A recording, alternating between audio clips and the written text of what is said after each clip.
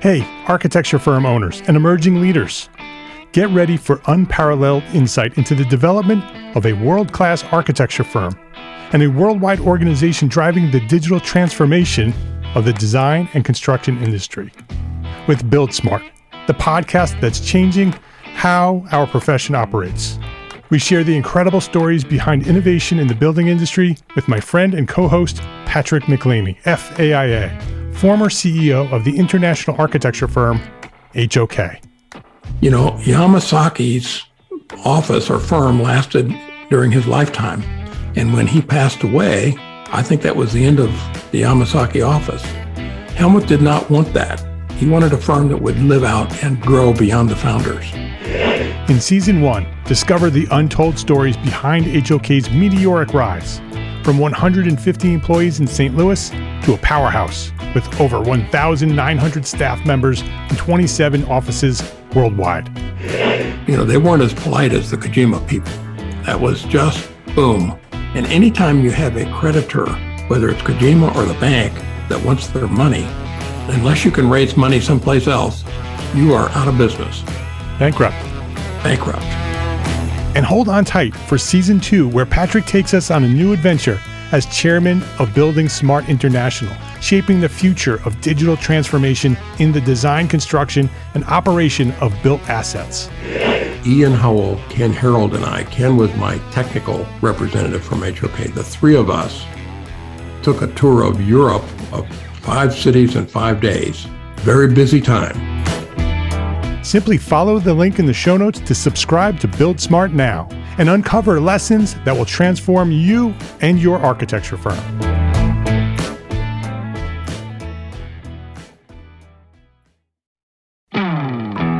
Hey, architecture firm owners and emerging leaders.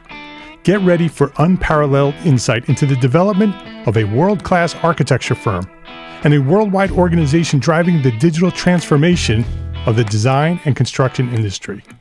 With Build Smart, the podcast that's changing how our profession operates. We share the incredible stories behind innovation in the building industry with my friend and co-host, Patrick McLeamy, FAIA, former CEO of the international architecture firm, HOK. You know, Yamasaki's office or firm lasted during his lifetime. And when he passed away, I think that was the end of the Yamasaki office. Helmut did not want that. He wanted a firm that would live out and grow beyond the founders. In Season 1, discover the untold stories behind HOK's meteoric rise, from 150 employees in St. Louis to a powerhouse with over 1,900 staff members and 27 offices worldwide. You know, they weren't as polite as the Kojima people. That was just boom. And anytime you have a creditor, whether it's Kojima or the bank, that wants their money, unless you can raise money someplace else, you are out of business.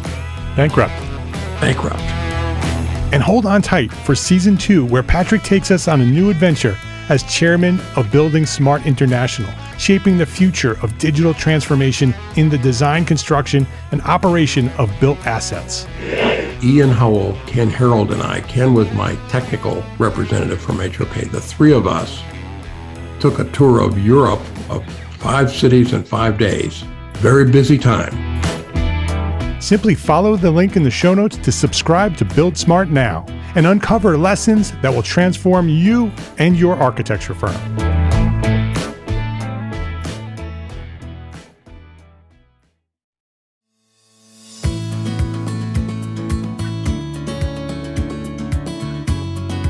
My name is Mark R. LePage, and you are listening to EntreArchitect podcast, where each week I speak with inspiring, passionate people who share their knowledge and expertise, all to help you build a better business as a small firm entrepreneur architect. Eric Reinholdt, welcome back to EntreArchitect podcast. Hey, Mark, thanks for having me. It's great to be here. Oh, I can't wait for this conversation. I mean, you and I have been friends forever. We went to school together at Roger Williams University. We did, yeah. You know, so you and I have known each other a long time, have followed one another's journey, has worked together and collaborated with one another. And I'm excited. You've been on the show several times, actually 4 times. Back in 2015, we did the Field Guide series episode 84, 89, 97, and 99. Go back and they're still relevant. You should go listen to them. But you haven't been on since then. And, you and I have updated one another and connected, but we haven't sort of come on the show and given people an update. So I want to talk a little bit about, where you are today. But what I'd love to do is maybe document or maybe talk about your journey as an architect, your practice, specifically 30 by 40 workshop, how it started, what were the different phases you went through and where you are today, and maybe even, talk a little bit about what your plans are for the future.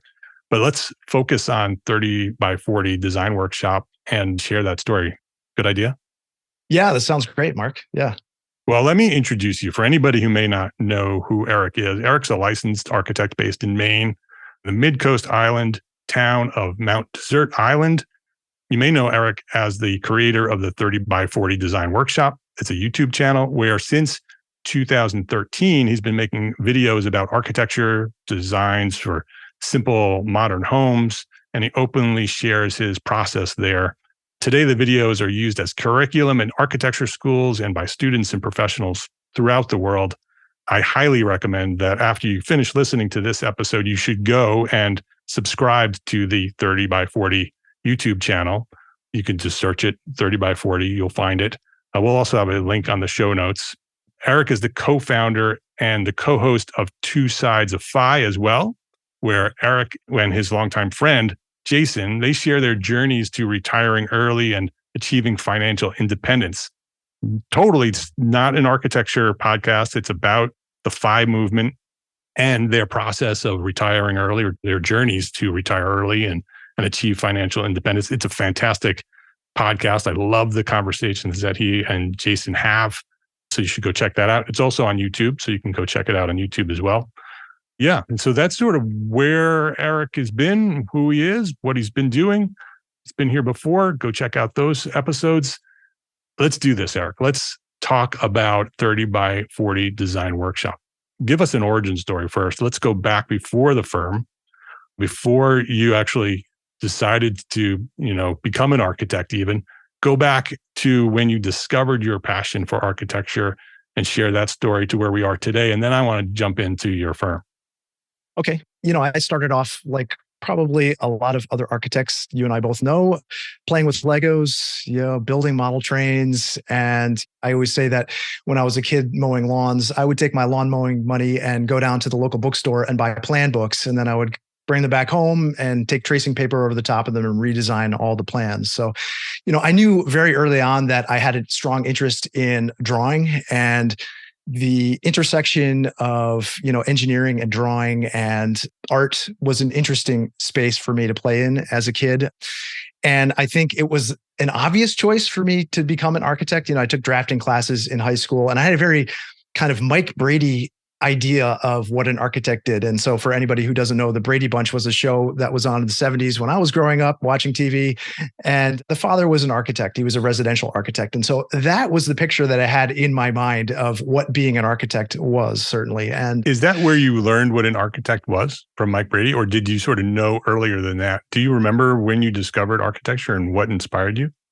I don't remember actually even knowing a local architect in my town. I just remember seeing the plan books in the bookstore, because my parents would take us down after church on Sundays to the bookstore, and Dad would get the New York Times, and I would just go into the room that had all the plan books and everything. And I just loved floor plans and elevations. And so, I had a natural affinity for that kind of thing, but I never had any example architects other than Mike Brady to look up to and say, that's what I want to do. Were your parents creative?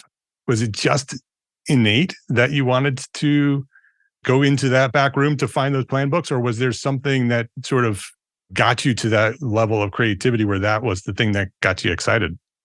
My mother was she was a calligrapher. She was an artist. There you go. She was doing medical illustrations for a time. And my father was a museum curator. And so, he would create these kind of video presentations. And so, I would swing between those two kind of workshops of my parents. So maybe those influences are stronger than I'm giving credit for. Yeah, I bet you they are. Yeah. Sure. Yeah. Craft projects going on, making things. And so I think architecture for me just became a natural kind of extension of my love for building models and working with my hands and drawing. And it seemed like the thing I was most suited to do after high school. College was a natural progression for people in our generation. Certainly, we were talking about this before the show and what our kids are considering doing. But yeah, I went to school at Roger Williams University, which is in Rhode Island. I chose the school based on the studio. I love the studio space. Yeah, me too. That's what made me go there as well. The building.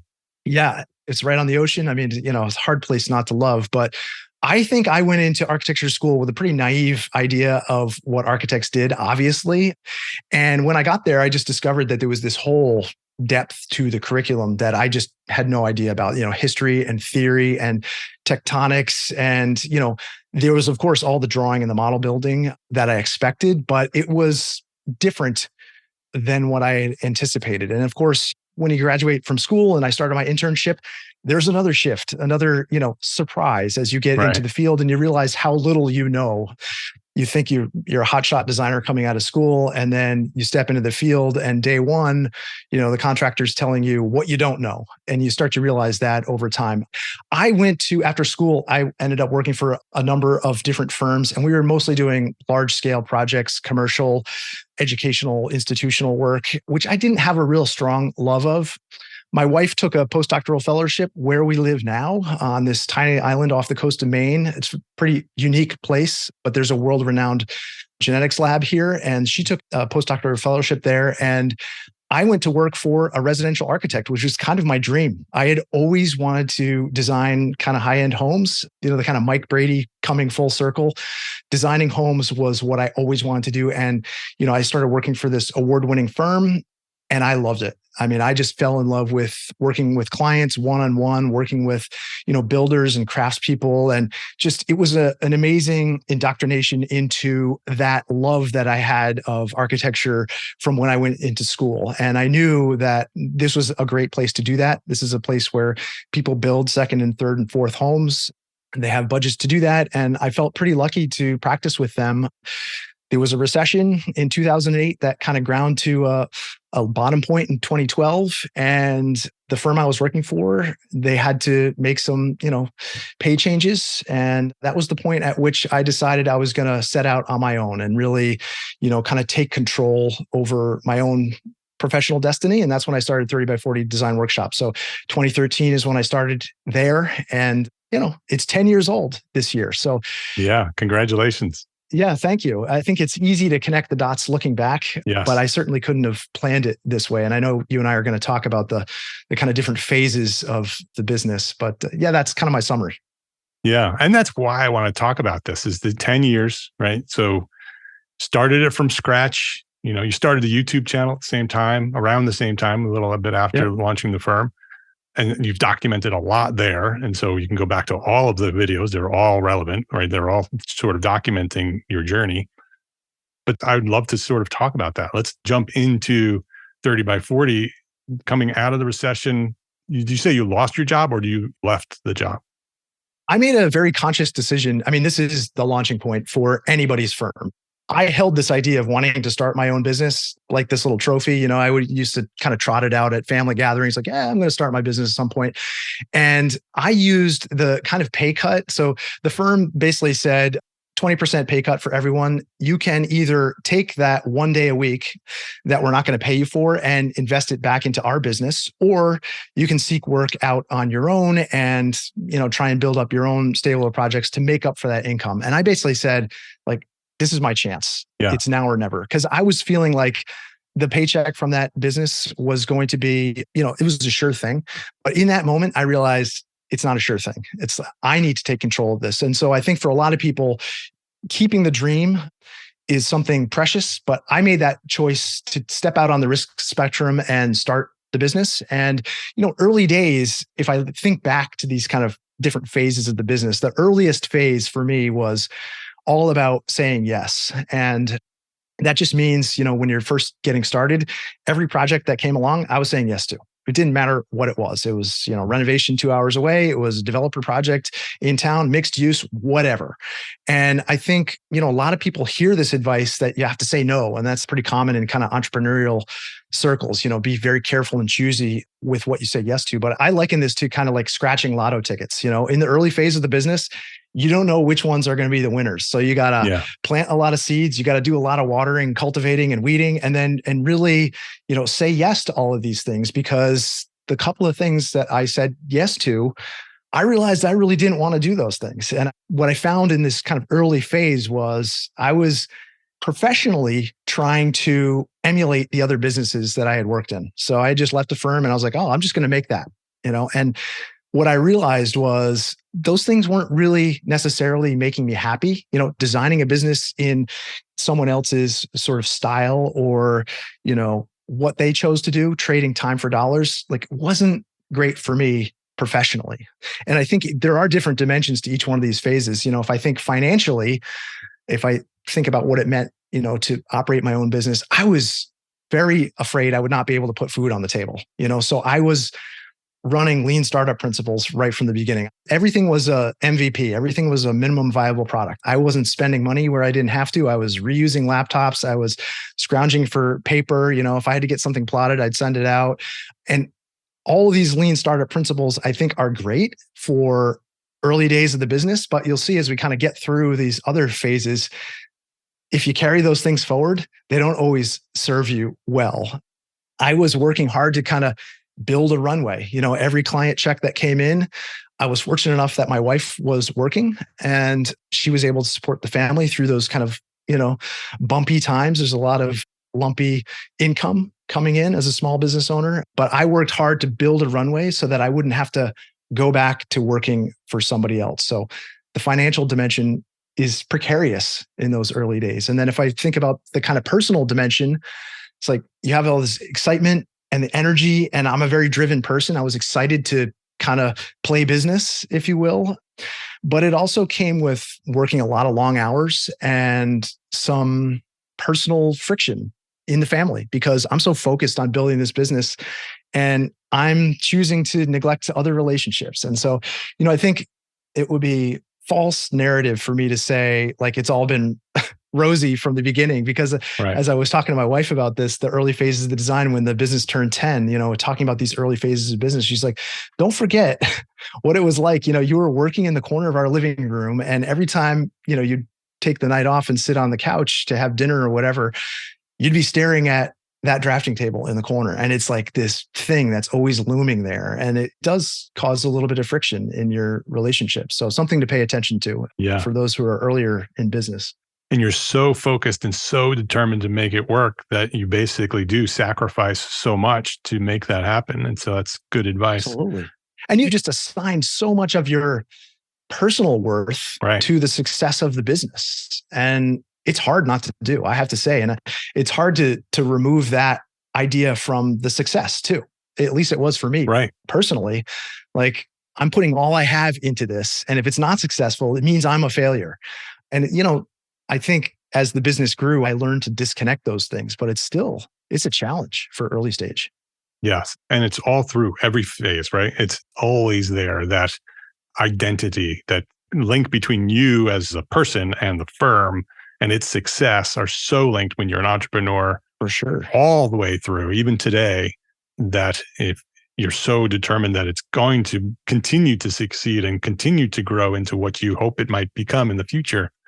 When you first started, I have two questions. Where did those early projects that you said yes to, right? You're in this island. Where did those projects come from? How did they come to you? And let's start with that. And then I'll ask the second question. I do a lot of coaching with people who are just starting their businesses. And this is where everyone struggles. How am I going to get that first project? I don't know if this is true universally, but it's been my experience, and it was my own personal experience, that they came from referrals. So builders that I knew and developers that I knew, or a previous client. So, and if you're looking at someone's business who's 10 years old and they're spending money on ads and they're marketing and they've got a website and videos and all those things, that's a long game. That marketing game, you will never stop marketing your business.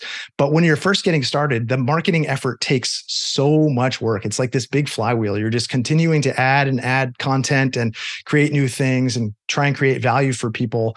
But those early projects, that's a long game. Those early projects, they're going to come from word of mouth, referrals, reaching out to people in your network. If you know other architects, people who are turning away work, that's what I always tell people, I'm turning away many projects every week. And, if I had someone to send them to, that's an immediate and obvious pipeline. So referrals. Yeah. Yeah. When we started Five Cat Studio, that too was the thing that helped us get launched, is we had a lot of good relationships. We didn't burn any bridges along the way, right? So lots of experienced architects were passing work along to us.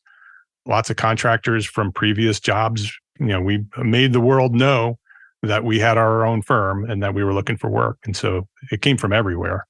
Yeah. When you first started, did you put together a plan, whether it was in your head on where you wanted to go or even a written plan to get started? I had what I call a brand plan. And I put this in my book because I really don't believe in business plans. From a very young age, and this is something I didn't mention in the origin story, but from the very young age, I was always interested in this idea of a holistic kind of business. So, I would set up like stores in my bedroom as a kid where I would design the graphics on the entry door. I would do the accounting. I would have invoice slips. I would set up all the displays. And for me, creating this business was a chance for me to create this holistic brand. And I knew it wasn't going to happen overnight, but I was so interested in designing the letterhead and doing the graphics and thinking about what a brand statement might be. So rather than coming up with a business plan, which, when I look at people's business plans, I sort of think they're immediately irrelevant. I mean, it may be a kind of course setting direction for a business early on, but to me, it's kind of irrelevant the moment that you hit print on it. So I really tried to think about, what do I want this business to be? And as I said, in phase one, the business was just going to be like high-end architectural design services. And I didn't have any sort of grand vision beyond that.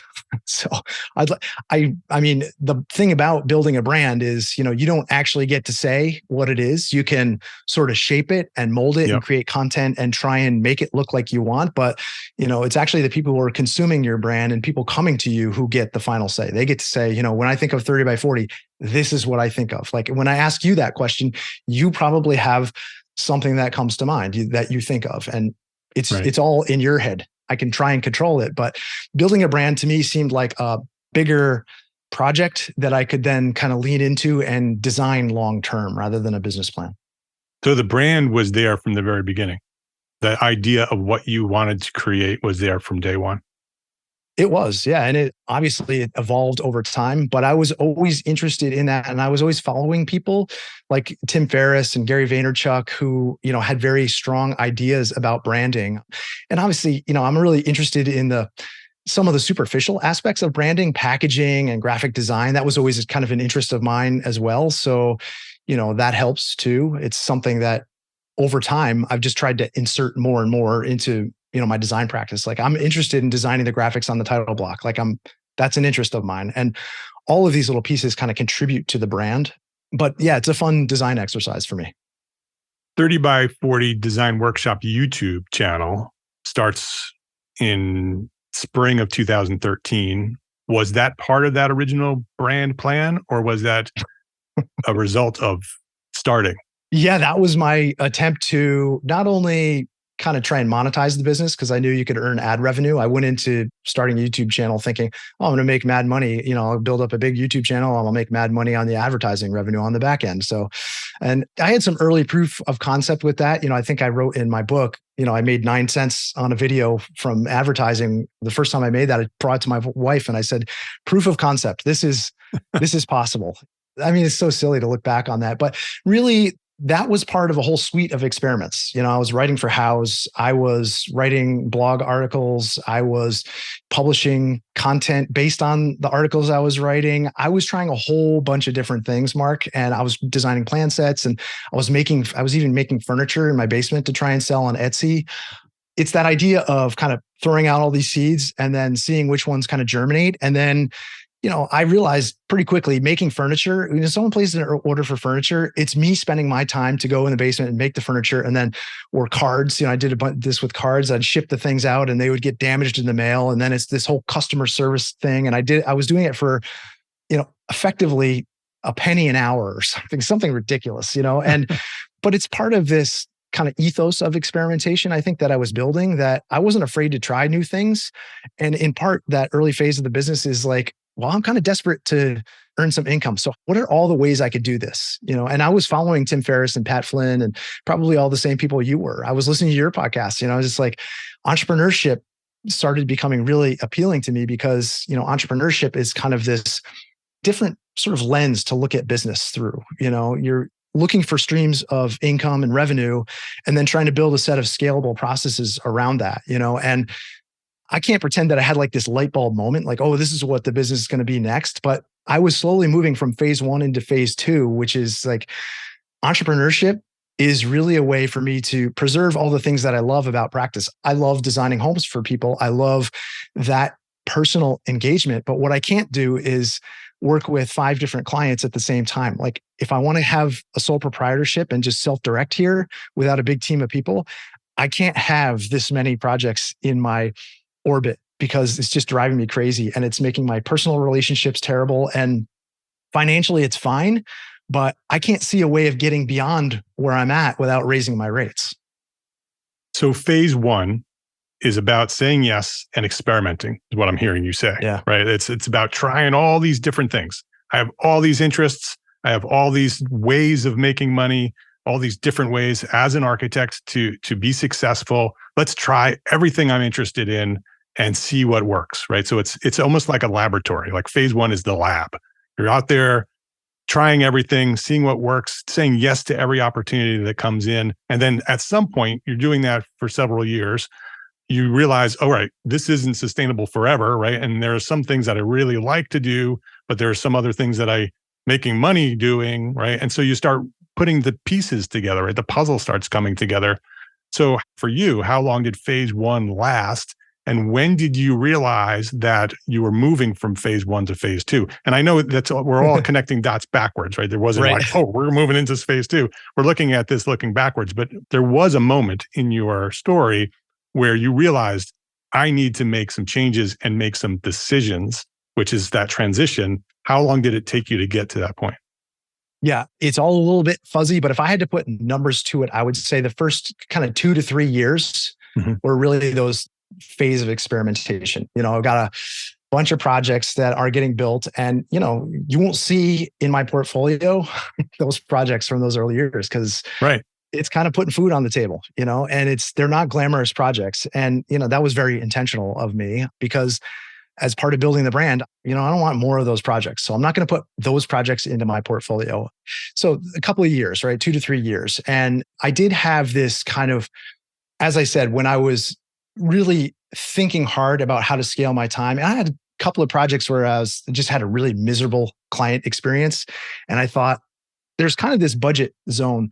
There's a zone of client and budget here that they're pretty demanding and they're difficult to work with. And I understand those things because I think I was one of those clients when I was building my house. It's like I got a limited budget and everything is a constraint. And I just started to realize that I wasn't the best person to help those kind of clients. And so as I started looking at this critically, I got a really great project that kind of came into the studio. And it was a result of one of the projects that I had done previously and a referral. And I looked at that project as kind of like, this is where I'm gonna use this project as the kind of the crucible for this business concept here. And I'm going to start making content about this project. And I'm going to really turn on the entrepreneurship kind of knob. I'm going to figure out how to take the work that I'm doing as an architect and then repurpose it in all these different ways. And so, that was right around 2016. If I look at when that project came in, and as I started working through this model, I realized I could no longer, meet in my house. I was having people in my dining room table. We'd have a client meeting and I have this cat. It's my wife's cat, by the way. And the cat at one of these meetings climbs between the slipcover and the back of the sofa and is like clawing its way up the back of the couch, like wedging himself in there. And I was trying to figure out how to extricate this cat from the couch, all the while conducting this meeting, for this new client that I was courting. And I was like, this has to end. And so I didn't get that project. But as part of that, it kind of forced me to say, you might need a dedicated space for this. I was finally comfortable personally that I could make the finances work. I knew that Yeah, it's a little lumpy here and there, but I was starting to feel more confident that I could put food on the table for us reliably. And so then I started thinking, how can I self-publish all the work that I'm doing, including like making a studio for myself. So, the studio was finished at the end of 2016, early 2017. And I started turning that into content that I could put on the YouTube channel. And I was working with this other client who was a great client. They were doing an amazing project. We had a great site. It was like all very photogenic. And, so the opportunities here, they presented themselves because I put myself in a certain position and started thinking really kind of more calculating about how I could start taking these byproducts of the design process and start running a new set of experiments. And the new set of experiments were really thinking about how can I scale revenues here? How can I take that source, turn it into a bunch of resources, and in the process, cut out all the other sort of smaller projects along the way, because it's the small projects, like if I'm doing a home renovation, that's $500,000, it's still a kitchen and bathrooms and, maybe site work and all these things. And, if I stack up a bunch of those, not only is the timeline shorter, the budget's smaller, the fees smaller, it's more of a headache. And I thought if I can just cut out all of those and really focus on the larger projects where the fee is larger, the schedule is longer, I don't have to find as many of them. And if I can take everything that I'm doing there and turn it into something else, that was a light bulb moment for me. I was like, oh, I can do this. And the finishing building the studio, that was proof of concept. Like this business model can work. And 2017 is when I made that short film, A Choice to Make, which I think of as being a turning point in my YouTube channel. That's when things really started to grow. And I stopped making what I considered to be garbage content and started really thinking about filmmaking and investing in those resources. And then other doors opened, so it's like this, it's a strange evolution looking back, but and it feels obvious, but it was incremental. Yes, very incremental, intentional, right? And you made some intentional decisions. And I would say, you're listening to your phase 2 description, it's about choices. You're still experimenting, right? But now you're making choices, right? I'm not going to do that kind of work anymore. I'm going to work on this kind of work, right? Mm-hmm. Because this is part of the brand. This resonates with me personally. This is more profitable. This is less time involved, right? The time commitment. So you're making those choices. You're also at that point, 3-4 years in, you're gaining traction. Right. And so you're starting to see some of these things working and recognizing, oh, maybe there's other ways to leverage that traction, right? That you start building the studio, you start writing books. When you and I did the Field Guide series, that was about branding and about book publishing, right? You had just published your book. And so we had lots of interest in architects asking, how do I publish a book? So we came on and we shared how you published your book. And so that's all part of that transition. That was right around from phase 1 to phase 2, where you were starting to make those decisions, writing books, investing in the YouTube channel, repurposing the content so that content can become part of your brand in a low effort way, right? All of this stuff is also being done by you as a sole practitioner, right? So that's something that people have to remember as well, that you also made a conscious decision to not build a big firm, right? That was part of the brand, it was part of your personal decision. Right? That had to be intentional. It was, yeah. I mean, it was also, I started seeing business as this design problem that I could solve. I loved that aspect. Like professionally, I didn't have to copy someone else's business. I could make this thing whatever I wanted to. And that was empowering. But I also, when you say, it was just me, I think this is probably the point in a lot of people's sort of business progression where they say, well, I'm going to hire out some help. I need some drafting help, or I need, if you think about the org chart of any business and you're the CEO at the top, you start hiring furthest away from you is generally what they say. You hire the sort of the tasks which are time consuming, but you may not be best suited for it. Yeah, I made a decision not to do it. I think that's maybe a weakness of how I chose to scale here, because I could have really poured gas on the fire and, gotten to where I'm at today a lot faster had I been a little more savvy about that. Financially, I was still building a runway. I was still very spendthrifty. I was still kind of MVPing everything. And that's one of those things I think you start to carry through some of these mentalities, these startup mentalities, through to a more mature business. Not that, a business 6 years old is that mature, but it's more mature than I was in year 1. But I was still acting in some ways like I was in year 1, like, okay, I got to have a runway. I don't want to go back to working for somebody else. And it's kind of this like scarcity mentality.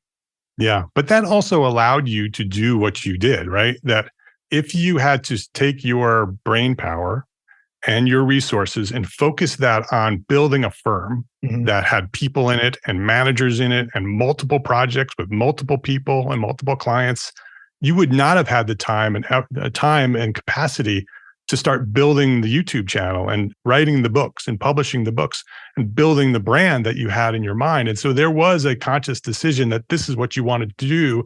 And therefore you had to sacrifice that other option, right? It wasn't necessarily a mistake from my point of view. It was a choice, right? That you decided to build this new thing, which really it was a unique model, right? Nobody really had done that before. Build an architecture firm, document it on YouTube. You're a pioneer in this social media documentation of building an architecture firm from scratch, right? No one did that before. And so you chose this experiment, which isn't surprising looking back, that you chose the experimental route. Let's build this thing and see how this works. I love this idea, this brand.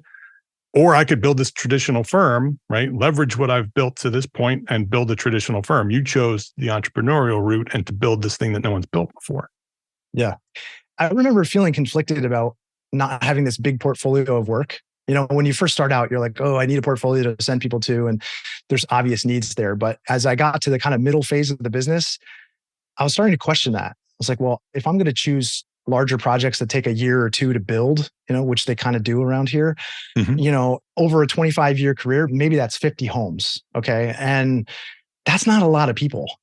When I started making videos on the YouTube channel and people started like enjoying some of the things that I was making, I started to sense that I could publish a video and get, say, 1 million views on a video teaching people how to draw better.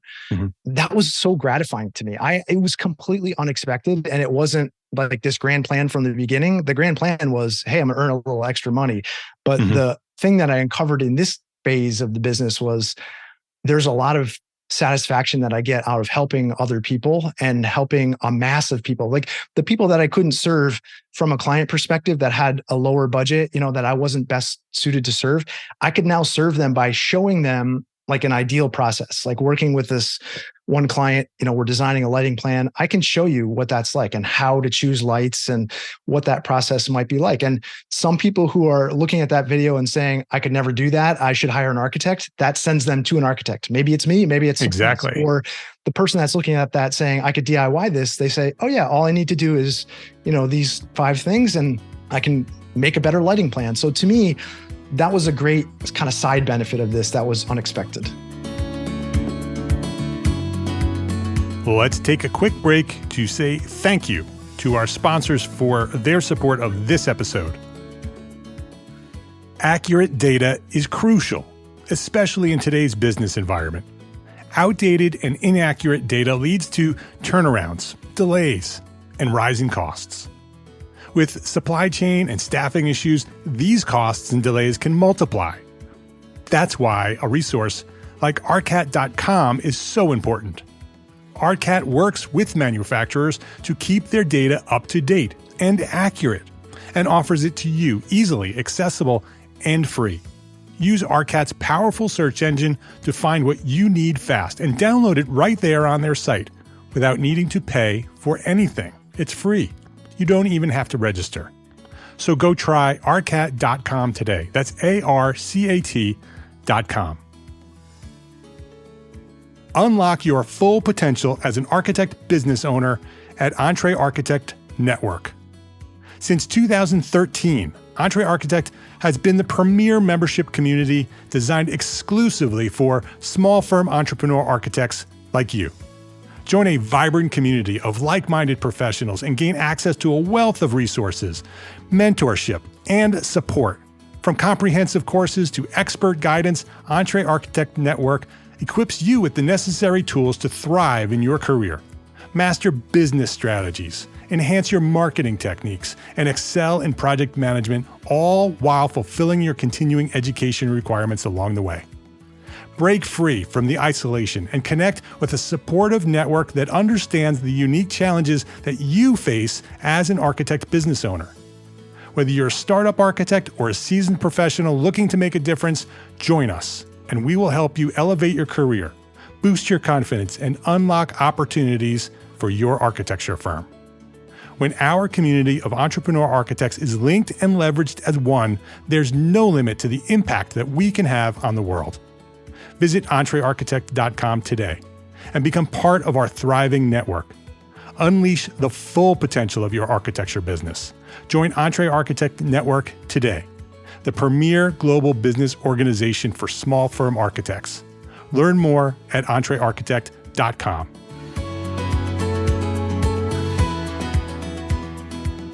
So, what year did you do the short film? That was 2017. So I hired my architectural photographer and I looked at that as an investment. I kind of felt like the YouTube channel had run its course at that point. I was like, I'm not really making content that I'm very proud of. Mm-hmm. And I wanted to document and put a capstone on building the studio. And so I said, rather than just do like a half-day photo shoot, why don't we turn this into like a short film? And I saw this architectural and design film festival. And I said, hey, there's a deadline. We can create the film, submit it in November or whenever it was. And, let's just make a little kind of fun design project out of it. So it ended up getting selected for that film festival and took my whole family down there to screen. It was like a super proud moment. And I can't remember if I've told the story here, Mark, or not, but we were sitting in the theater with my whole family and they played my film first. And I was so proud of it. Family's all proud of it. And then they put the second film on that they were screening. And I was like, oh, this is way better. And then the third one came on. I was like, oh God. And I kind of, shrunk in my seat because it just makes you realize like you make something and it can always be better. And I think that's the story of this business. Like I'm always looking for ways to improve and get better. And that film itself made me a much better filmmaker and a storyteller because we actually had to create a story there. And I feel like it changed the trajectory of my YouTube channel. And today it's much more based on storytelling because of that pivot I made in 2017.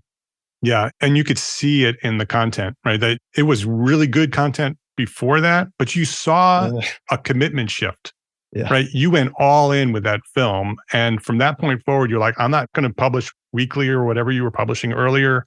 Right? You're only going to publish high quality video content. And if it takes me a month to create that, then I'm not going to publish for a month because whatever's going on that channel is going to be high quality. And you saw that shift as somebody who followed you on YouTube. And you also saw the views go through the roof when you start creating that content that was, high quality cinematic video.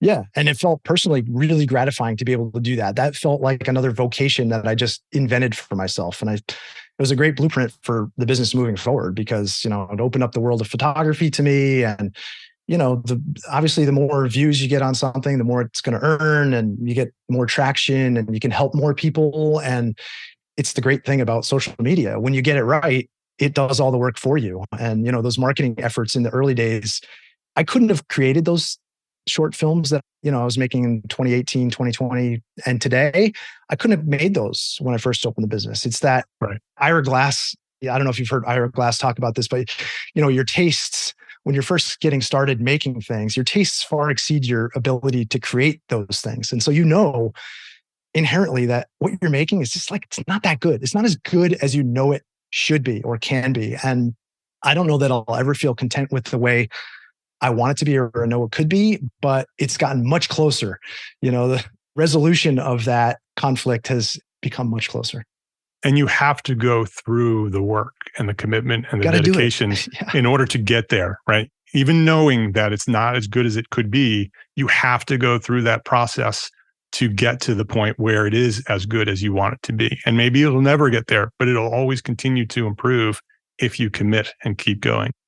This is called the practice of architecture, right? Right. And I love that because there's a discipline to this. And that short film, I called it a choice to make, which is kind of a double meaning because I was making a choice to step out on my own, but also I chose to make things. And that practice and discipline of making things is the only thing that got me to where the business is today. Yeah. So phase 2 was about experimentation, but making choices, right? Making choices and gaining traction, recognizing the traction and making decisions. And so I want to also make clear to the listeners that you don't have to start a YouTube channel, right, to be successful in this model. The model is take everything. In phase 1, it's a lab. Do everything that you can. take everything that's offered to you, do all these different experiments, see what works, see what doesn't work, recognizing that lots aren't going to work. And then in phase two, you start making decisions, right? You start gaining traction, seeing what works, making those decisions in order to be more successful. And so whatever that is for you, that's what you should be doing, right? Those decisions should be, if you're good at YouTube, then you should follow YouTube. If you're not good at YouTube and you're good at something else, you should follow those things. So for you, Eric, where does phase three begin and what is phase three? So you're making these decisions, things are starting to work. The short film was a turning point, you said. So YouTube is starting to gain some traction. Clearly, it's starting to make some money too. So that probably is part of your decision making, that YouTube and passive income is going to be a big part of the future of 30 by 40. Where does that transition go and what is phase three for you? I think phase two ended around the pandemic, and the pandemic was multiple years. So as I think of like phase three starts in about 2020 or 2021 and continues to now, although we can talk about what that means. I think phase two is about leaning into entrepreneurship and really making intentional decisions, as you said. Phase three is about saying no. Those early days, saying yes to everything, you have limited time, and I recognize the things that are going to work for the business. I feel like phase three is product market fit, that old business term, where I know the clients I'm best suited to serve, and I have a business model that I know I can work and scale. And, having product market fit allows me to say no to all of the kind of deal flow. If you have a successful business, you're going to have people coming in all the time. They want to get on the waiting list. They want to work with you.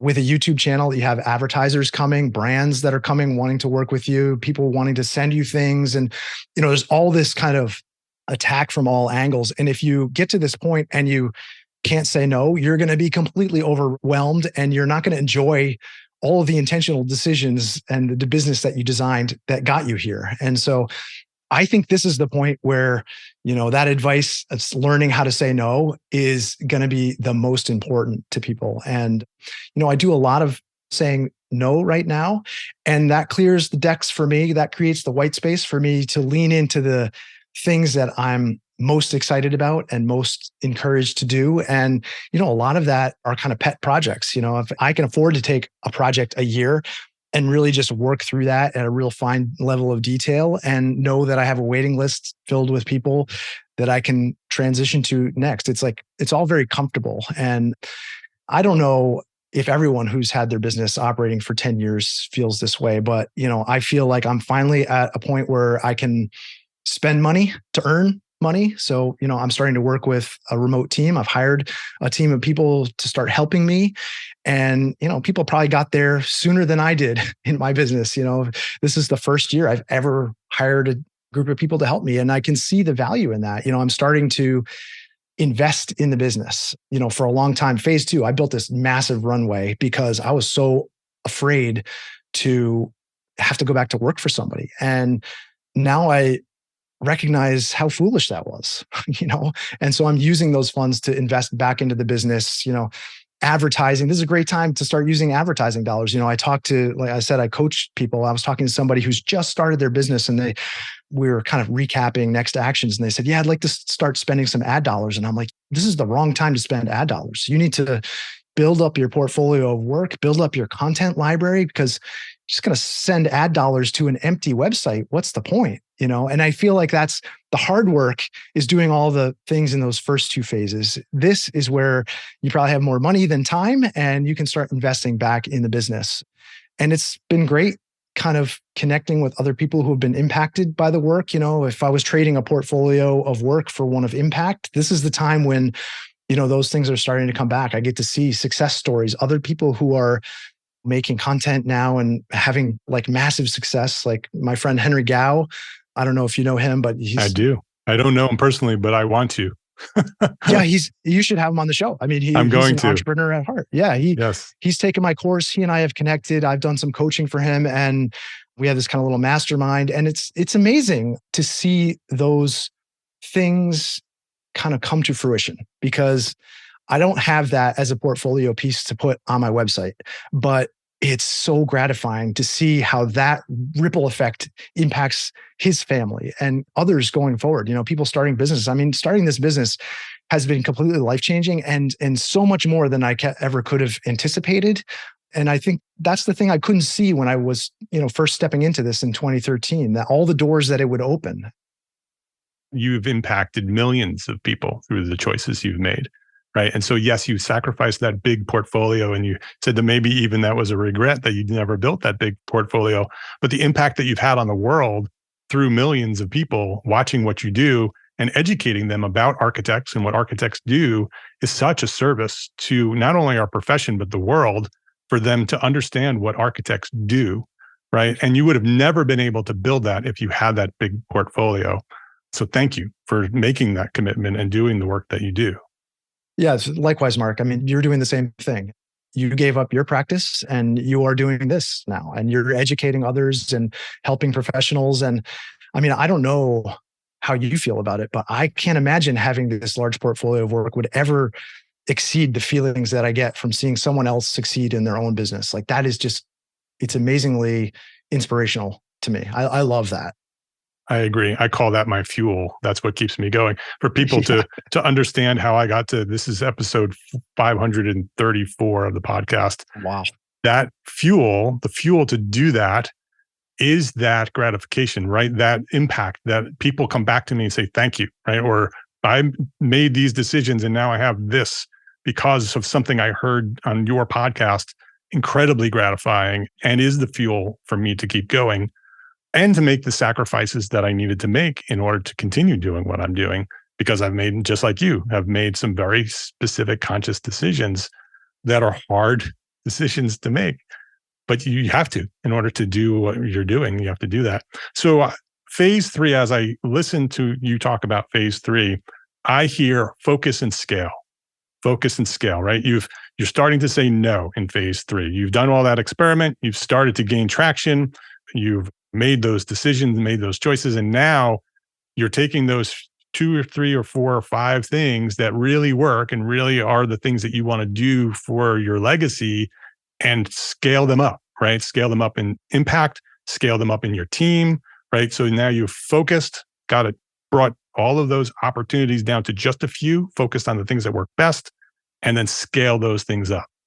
That's the idea. Yeah. Investing back in the business, saying no allows you to buy some of your time back. And, I should have probably done that sooner, honestly. But, financially, I feel comfortable to do that. And also, I would say there's kind of a period of questioning too. And maybe this is cyclical as well. You get 10 years into doing anything and you start to say, okay, well, what's next? Like, what else could this be? Right. Where do I take this? And I may have done that at the other phases, but it doesn't feel quite as acute as it does right now, just the questioning of it. And I love that, I've created a safe space for questioning the business and what it could be. And I don't actually know what that's going to be, but I do find myself questioning that. I remember listening to your podcast 12, the 12-12-12 challenge, I think it was. Yep. And I remember right where I was when I was listening to it. And I was commuting back and forth to this job that I left before I started 30 by 40. And you've been doing this for, 11 years now, right? So yep. Do you feel the same? Are you always questioning? Oh, every day. Okay. Every day. Every day. Because it's hard, right? And we've had to make sacrifices to get to where we are, right? And there's a long way to go to get to where I want to be, right? And the things that I want to do in my life in terms of impact and legacy, I literally have just begun, right? From where I started in 2012 to where I am today. In my mind, that was just the foundation of the building. I love it. Right? The rest of it is coming, right? And so it took a long time, 10 years, to build what we've built. But in order to now use that as a foundation for the impact that we could have into the future and beyond us, because that's how I look at EntreArchitect. I'm building this for the future. So when I'm gone, this still is here, still making an impact in a very big way. And so in order to do that, you have to build a strong, solid foundation. And so, yeah, every day I question, the decisions I've made, but I'm really happy of where I could potentially take this in the future. I love that metaphor, Mark, too. I was just talking to my friend, the friend that I do this other podcast with. I was just talking to him about that. I was just saying, oh, I'm working with this team now and it is a lot of investment. And he said, how's it going? I said, well, it is kind of like pouring a foundation. You do all the foundation work and then you come and you kind of cover it up with all the dirt, right? And you don't end up seeing any of the foundation work. And I should have done some of this foundation work many years ago. And I'm choosing to do it now because I feel more free to do that. But it is like that. And I feel so good about having a foundation that is poured correctly and reinforced and has waterproofing. And, and maybe that's how you feel, but I love that metaphor. Yeah. It's exactly how I feel. And you mentioned your friend Jason, and the podcast that you do, Two Sides of Fi, and it's also on YouTube. That's a whole other side of what you're doing. But from the way I look at it, because I listen to both, consume all your content, so I understand where that's coming from and how it integrates with your architecture firm. But I want to bring that into this conversation because somewhere along the line, you discovered the FI movement, financially independent, retire early. And that clearly is part of your focus and scale decisions and into the future. Where did that come into your story in terms of phasing, and how impactful is that as you move into the future? Yeah, that was right around this kind of third phase, Mark. My friend Jason was, he retired in 2020, right as the pandemic was kind of kicking into high gear. He retired in, I think, June of 2020. And it's interesting because maybe people can relate to this. You don't pay attention as much to finances as you should until you feel safe and comfortable. If it's always a stress to go in and look at your bank account and what you think it should be or could be, you maybe tend to ignore it. And I think I spent the messy middle, as I refer to it, like my 30s, taking the kids on vacations to national parks. And we were spending and enjoying the time. You have a very finite time you have with your kids in the house. And I feel great about all those investments, but it meant I neglected investing and saving for retirement. And when my friend told me that he was retiring early, I couldn't believe it. He was 47 at the time. And I was just shocked that was even possible. And so he presented this narrative to me that I fell in love with. The idea that it's very similar to the business that I built, just buying back my own freedom, buying back time freedom. It's the most important thing. So, as he and I were talking, I just said, it'd be a shame to keep these conversations that you and I are having about finances, which I don't know if you had done this with your friends, but I never really talked openly about finances with my friends or even my family because it's just a private matter. And he and I were sharing things which, I had never done before. And I thought, well, this is really interesting to me and I'm learning so much. I hate to kind of keep this information to myself. And so we decided, we would adopt the same self-publishing model that I did for 30 by 40. And that is, we're just going to, as we're learning things, we're just going to put it out there. And I was kind of treating him as the sort of master teacher and I was the apprentice. And I was asking questions from the sort of audience's standpoint as I learned about it. And I was able to, thankfully, because of where the business was at in phase 3, start investing properly and make changes to my personal finances that would allow my wife and I to potentially retire early, reach financial independence. The retire early, we always say, is kind of an optional part of the FIRE movement, FIRE. But I'm very interested in, and I know you are too, Mark, ways to build financial independence in my own life and then sharing that out with other people because it just has such a huge impact. Making some small changes. If I had made some of these small changes that I know about today when I was in my 20s, I would have had much different choices in my 40s, even my 30s. Every dollar that you save when you're a 20-year-old turns into 88 by the time you're 65. And that's an incredible long lever that you can use. And so the podcast is another dimension to the kind of studio here. The backdrop for the podcast, if you watch it or listen to it, is the studio, my half of it at least. And it's been a great experiment and it's something that's carrying me forward in a different direction. Again, something I couldn't have predicted. I've met all kinds of people, both near and far, because of doing this podcast. And the same is true for the YouTube channel. It's just, you can't predict those connections and where it will lead you. So I love that about it. Yeah, it's a great podcast. I recommended it to both my sons who have recently left the house and are out in the world and are in their early 20s and said, go listen to this episode because That's awesome. you have an opportunity here, right? I'm 53. You're not. You're 24. Yes. Go out and go watch this and go make some investments. And they are. It's such a great series that you're sharing again, right? You're making a huge impact on that, inside and outside the architectural world, because you're also introducing that idea of financial independence to architects, because they're following you there too, because they are so interested in your journey through 30 by 40. It's funny that it's also an experiment in starting a channel over, because I've had so many people say, oh, well, easy for you to say, go make videos on YouTube because you've got a big audience now. I'm like, well, I just started one from scratch. Right. We're only at 20,000 subscribers, but go put 20,000 people in a room. Exactly right. That's a lot of people. Yeah. And it's been really liberating to see what's working today and what's different today than back when I started. And it's a completely different audience, although there is some architect overlap there. But there's nothing more empowering than being able to create something from scratch and see. I love looking back on the history of it, even just as a documentation of, my friendship with my friend Jason and how that's evolved too. It's been great. And he's a childhood friend, right? You grew up together?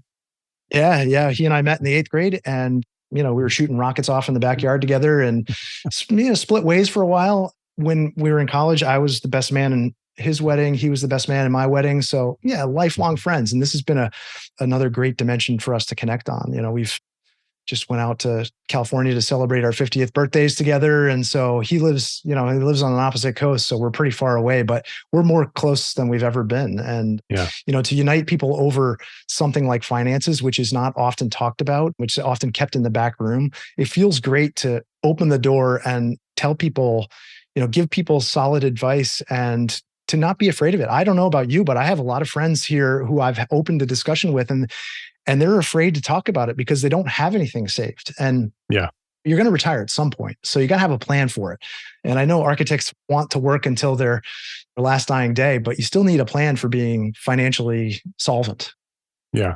Interesting that you sacrificed the plan starting, but now you have a plan going forward. For sure. And it's a very important piece of what you're doing today. For sure. And so it's interesting because as you're talking about your finances, that too is focus and scale, right? So you've made some decisions focusing on a few certain things, taking the money that you've already saved or invested, and now your goal is to scale that to the point where you can retire early, or at least be financially independent to have the choice to retire early. I don't imagine you'll ever retire. You'll shift your lifestyle, but I doubt you'll retire. Yeah, that's the plan. That's the plan, is to keep following the things that I'm interested in. It's one of the reasons why I designed the studio to be what it is. It's kind of this multidisciplinary space that I can podcast and I can build models and I can sketch and make films, and my kids can hang out here and play music. It's great. I'm not sure I would have made it 10 years into business, Mark, if I didn't have the range of tools and things at my fingertips, because I'm someone who kind of gets bored easily, and I want to be able to swing between these different spaces. And I think if people come away from this less about thinking about building a legacy via a YouTube channel, which I know is not for everybody, but more about being intentional in their choice and knowing that we only get one shot at this. So you might as well design whatever you're making to serve you and your passions and your interests in the best way possible, because it's just such an enjoyable life if you can do that, rather than the misery of whatever you don't want to be doing. Design the thing that you do want to be doing. I mean, that's what you did with your career, right? Yeah, 100%. Yeah. Thank you for sharing your story today, because, a lot of people know you. A lot of people have been following you along the way. A lot of people look at what you've built and sort of are a little envious or a little jealous. That look at what he's built. He's got this great studio and he's designing this great architecture and he's got this great YouTube channel with 1 million subscribers. But it's having just heard the story, now you understand that it didn't just happen overnight. It took a decade to build what you've built, and a lot of sacrifice and hard work. And so thank you for sharing the details and the background on what you've built here. Absolutely. Yeah, no, and I don't want anyone to come away with the idea that I had this grand vision architected out from the beginning. It's a series of incremental moves that I made over time, and it's possible for anyone. I hope that is the overarching message, that I'm nobody special. I'm a guy on an island in the middle of nowhere off the coast of Maine. And if I can do this, anybody can. Yeah. Well, thank you for that. I want to understand your answer to our final question. I ask this question to hundreds of architects, and you have your perfect opportunity to ask this after the story that we've just heard. Now we have to choose one thing that an architect can do today to build a better business for tomorrow. If an architect's going to focus on one thing, what is the one thing that they should focus on to build something better for tomorrow? The mantra that I end all of my videos with is go make things. And that, if I think about the thread of, there's multiple threads that have gone through in my business, but making things has been at the heart of it. And, they don't have to be these precious videos that you see on my YouTube channel now. They can be a piece of graphic design. They can be stickers, t-shirts, whatever you choose. But I think the process of making makes you a better craftsperson and makes you more in tune with your own skills, communication, or otherwise. And I think, if I had to attribute the success of the business and where it is today, it's that disciplined act of making things every day. I baked it into the metrics of success for my business. If I'm not making something in every day that I'm happy and proud with, then it hasn't been a successful day. And so, making can look like a lot of different things. And yeah, that would be my advice. His name is Eric Reinholdt. The firm is 30 by 40 Design Workshop. You can check him out on the web. Everything that he's doing, the books, the coaching, the products, all the things, and the YouTube channels, they're all there linked on 30by40.com, all spelled out, 30by40.com. The YouTube channel is 30 by 40 with numbers, 30 with spelled out BY40. You could just search 30 by 40, you'll find them. And Two Sides of Fi, FI is the YouTube channel for the Financial Independence podcast. Eric, thank you. This has been a very enjoyable conversation. I love catching up with you, learning what you're doing. We always resonate when we talk. And so it's fun to talk to you, inspiring and motivational. But I really appreciate the dedication that you have to the profession, right? That you're sharing what you do, you're transparent with what you do. You've impacted so many people with the work that you've done. And so I appreciate you for that. And thank you for building what you've built. And I appreciate you coming by here and sharing your story at EntreArchitect Podcast. I loved every minute of it, Mark. Thanks to you for all the work that you've done and for being willing to put other people's stories out there. There's plenty of people who are doing really interesting things. And I'm so glad that you've built the platform you have to be able to share those stories with a bigger audience. I feel a lot of camaraderie with your mission, and I appreciate you. Great talking to you. Thank you. I'm looking forward to the next 10 years. Oh man, let's not rush that.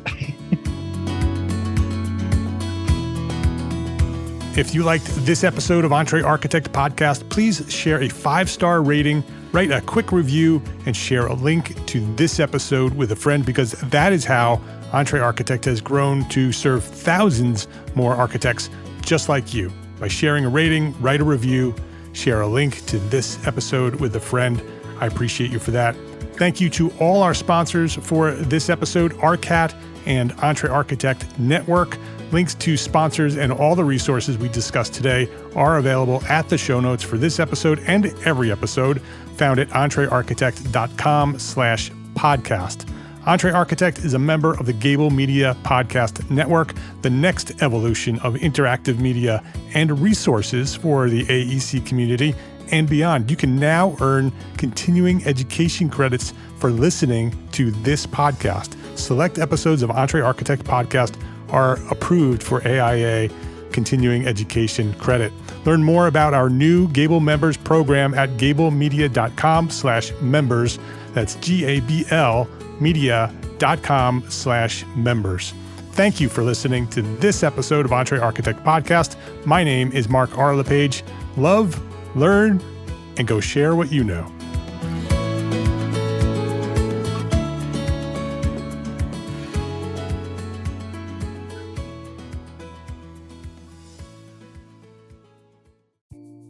Imagine earning continuing education credits while doing exactly what you're doing right now. Well, you can. Gable Media has revolutionized the way you earn your continuing education credits with a groundbreaking approach. Forget running around town and scouring the internet for credit-worthy courses. Fulfill your CE requirements effortlessly by listening to engaging podcasts just like the one you're listening to now. Our podcasts are designed to educate, entertain, and inspire, all in a user-friendly environment. But wait, there's more. Architects, Gable Media is also approved as an AIA continuing education services provider. Upon completion, we handle everything, from reporting your hours directly to the AIA to storing your certificates in your personal Gable Media profile for your self-reporting needs. So follow the link in the show notes and start earning your credits in the most innovative and entertaining way possible with Gable Media. Attention architects and creative minds, get ready to supercharge your brand with Build Your Brand, the podcast that's unlocking the secrets of branding success for creatives. Hey there, it's Mark Arlepage, founder of EntreArchitect, and I'm inviting you to join my friend, architect marketing expert Jeff Eccles at Build Your Brand podcast, where he explores the captivating stories of the world's top brands and transforms their lessons into powerful moves for small firm architects and creatives like you. In Season 1, Jeff shares the thrilling tale of Southwest Airlines, where he dissects their journey to the summit and distills it into strategies tailor-made for you. It's important to keep in mind that companies like Southwest compete in the real world, just like you, and face real-world challenges, just like you. You might be surprised at how similar those challenges are to the struggles that you grapple with on a day-to-day basis. Don't miss out on your blueprint for success. Subscribe, tune in, and let's build your brand together. You may have noticed that the very best brands in the world are also known for having somewhat unique corporate cultures. That's often the glue that holds everything together when they encounter those rough spots. We don't do it because it inconveniences the passengers to whom we are primarily dedicated, the short haul, frequent flyer. Follow the link in the show notes to subscribe to Build Your Brand today. Remember, no matter the size, the journey's the same. Your brand's journey to the top starts here.